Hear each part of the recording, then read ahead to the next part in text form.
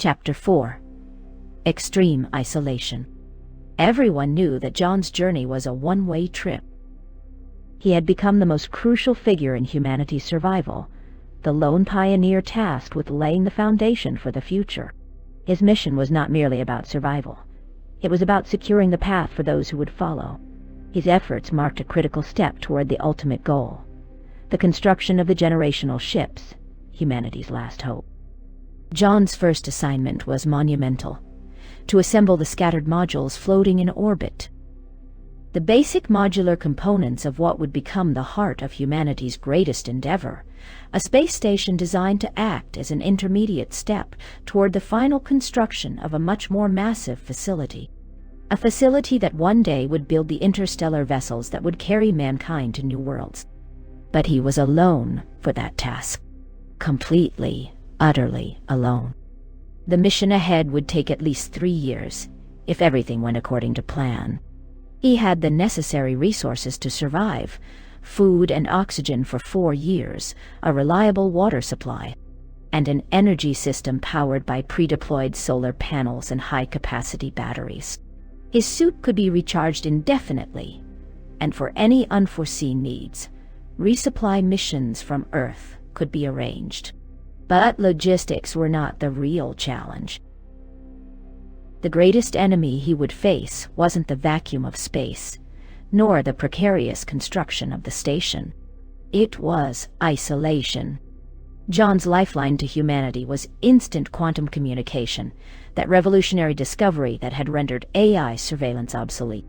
The AI might have ruled Earth's surface, but it lacked the creativity to conceive of ideas beyond its logical scope. It didn't know that quantum entanglement instant communication existed, and it never would. The decision to send him alone had not been made lightly. Human life was too valuable to risk. There were contingency plans to send additional personnel, but at this stage, risking another life was deemed reckless. And so, John worked. His first task was to assemble the habitat ring, the initial living space for the next wave of travelers.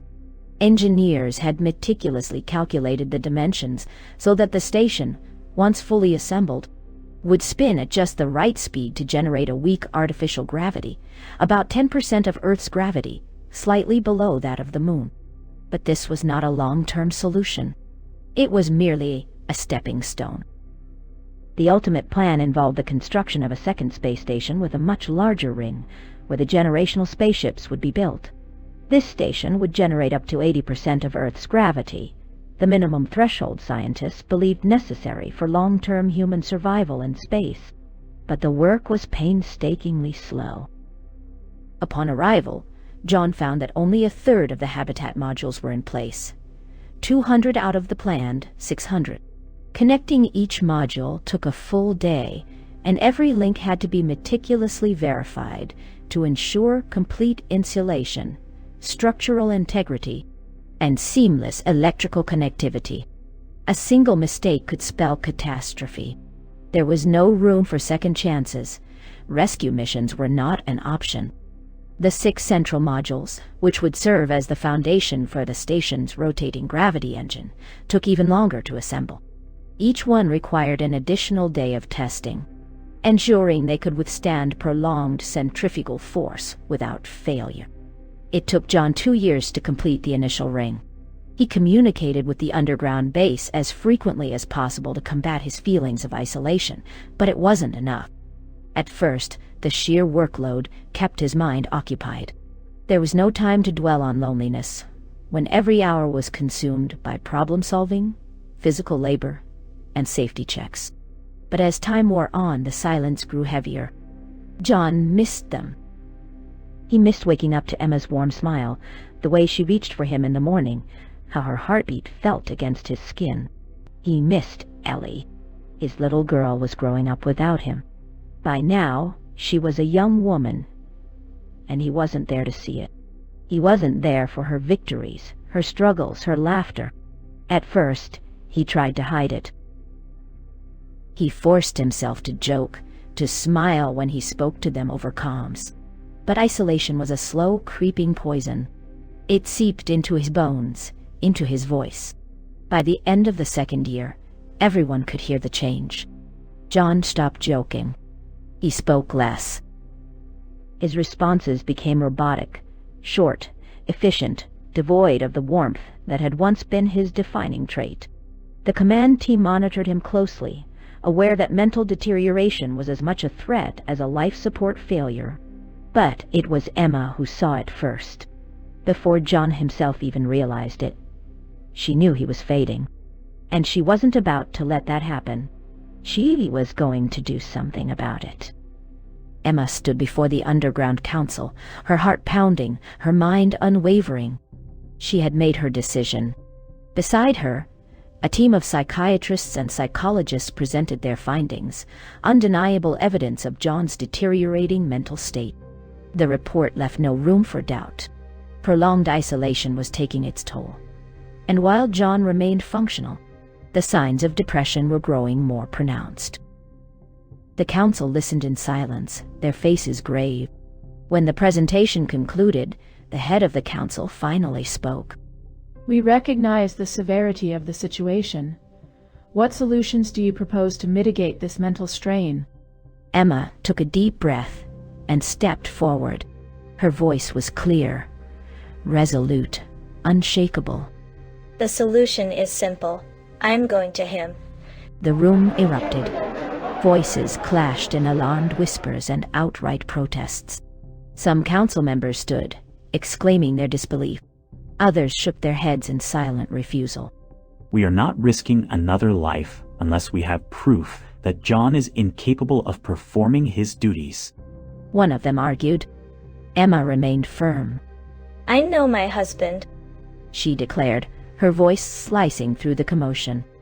I know what he needs, and I will be there for him, no matter what. I've already been preparing for this for the last 6 months, training in every critical area necessary for survival in space. Before the year's over, you will have a rocket ready for me. The protests intensified. The council chamber was now in full chaos, people shouting over one another, scandalized by her audacity. Emma wasn't making a request. She was demanding it. The head of the council finally raised his hand, calling for silence. The voices fell away, though the tension remained thick in the air. She turned to Emma, her expression carefully measured. Emma, please, she said, her voice softer now. Give us time to analyze all possible options. Sending another human into space is not a decision we make lightly. I understand what you are going through truly. But our primary responsibility is the survival of our species. She exhaled, looking at the other members. The council will convene in private. We will deliver our decision tomorrow. With that, the session adjourned. That night, the council met again, this time with their top experts in psychology, engineering, and mission operations. The discussion was grim. The specialists confirmed what Emma had already stated. John's mental strain was real. And worse, there was no precedent for this. No human had ever endured such prolonged isolation in deep space. No one knew how fast his condition might deteriorate. He was strong. But everyone has a breaking point, and they were terrified they wouldn't recognize his until it was too late. The next morning, as the council gathered once more, Emma stood at attention, surrounded by other members of the underground community. Her hands were clenched into fists at her sides, but she showed no hesitation, no fear. The head of the council took a deep breath before speaking. After careful consideration, we cannot ignore the impact of John's isolation. His psychological well-being is vital to the success of this mission. Ignoring this issue could jeopardize everything. Therefore, we have decided to approve your request. A hush fell over the room. However, she continued, his tone firm, you will spend the remainder of the year in intensive training. A team of experts will oversee your preparation, physically, mentally, and technically. If, at any point, they determine that you are not ready, we will send a backup astronaut in your place and... Her gaze met hers. We must play it safe, Emma. I hope you understand. Emma didn't hesitate. I understand. She straightened her shoulders, her expression unwavering. Don't worry, I'll be ready.